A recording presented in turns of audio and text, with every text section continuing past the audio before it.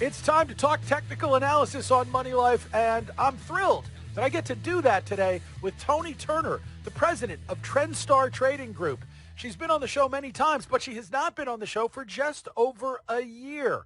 And if you want to check her out, learn more about what she does, find her book, Invest to Win, or any of her other works, go to ToniTurner.com, Toni with an I, and as long as you can spell her name, well, go find her on Twitter. She's at Toni Turner Trade. But right now, she's back on Money Life. Toni, great to have you back on the show. Thanks, Chuck. Great to be here. You know, as I said, you haven't been here for over a year. Quick reminder, nothing has happened in the last 12 months. Nothing. I don't believe you. Pretty much no news whatsoever. The irony of this is that then I have you here, and we are recording this on Thursday with the market still open, and the potential for some news coming because everybody's watching. 4 of the 5 FANG stocks are reporting earnings at the close of business today, which means basically 12 hours before my audience can actually even hear this. So for you right now, how important, since those stocks have been so vital to the market for the last year, how important is current events and what's happening right now to what we see happening as the market heads towards election and beyond? Well, Chuck, it's kind of interesting here because we've gone up, as you probably know, the all-time closing high for the SPY, that's the S&P 500 spider that closely follows the S&P 500 benchmark itself. Our all-time closing high was on September 2nd at $358, or about $35.88 on the S&P 500 itself. Now, the SPY, of course, has been in an uptrend since our March lows. We all know that, since the lows that we hit during March, the COVID month, if you want to call it that. It's continued from those March lows all the way up to that September 2nd high at 358. Now, when you have an uptrend, it's simply a definition on a chart. We're looking at it, higher lows and higher highs. And you always look to see when the higher lows and higher highs start to mellow out, if you want to call it that, maybe start to drop below the 50-day moving average, which is what the SPY has done since then. It's dropped down to a low of about 320, then rallied off that the end of September and made a lower high. Now, that's important because, as I just said, in an uptrend, whether it's on a monthly chart, a weekly chart, or a daily chart, you want those higher lows. And so far, the 320 low was higher than the prior one back in June. That's good, but you want higher highs too, and we didn't make it with the October 12th highs at 354. So now if you were to look at this chart, you could literally draw a triangle. We've got support at 320, and today we're at 329.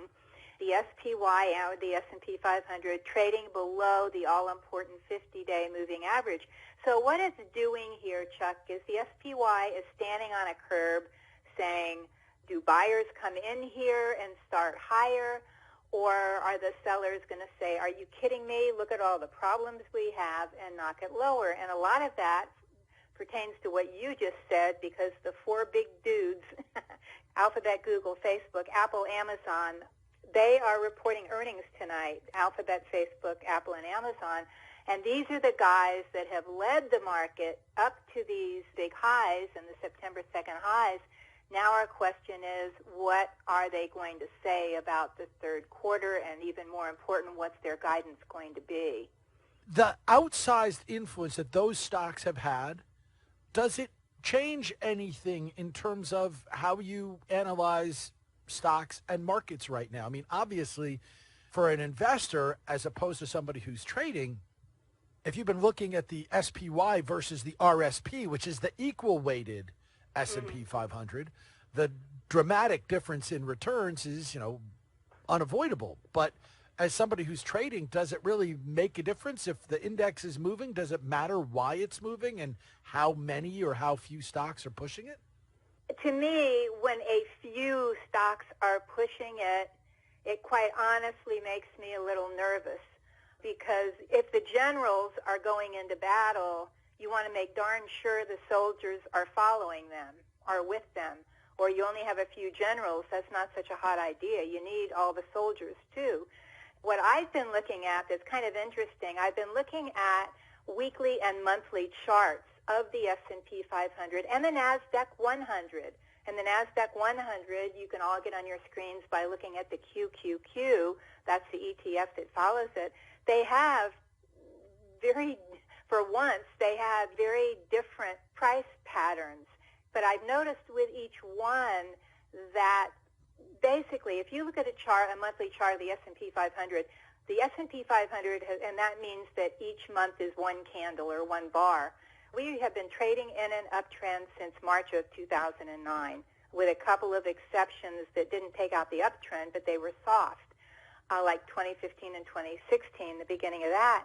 But what's interesting, Chuck, is the candles, which on a monthly chart, all the years of that run-up through about 2017, 2018, the candles were narrow range, meaning the SPY could actually just move up and down from highs to lows in 1 month, 7 points, maybe 8 points. Now, however, the volatility has gotten so high, even before coronavirus, that between the highs and lows of these months, we're sometimes getting 30, 40 points. And what that means is that the bulls and bears are fighting. And you can't see this unless you look at a monthly or a weekly chart. It says to me we had a really sweet run up most of the time, although you don't feel like it on a daily basis sometimes. But if you look at the monthly chart of the SPY, we've had a sweet run up. And coronavirus or not, things are getting volatile, and it simply means the bulls and bears are fighting, and they're duking it out, and the price ranges are getting wider and wider, and that's what happens when things start to change.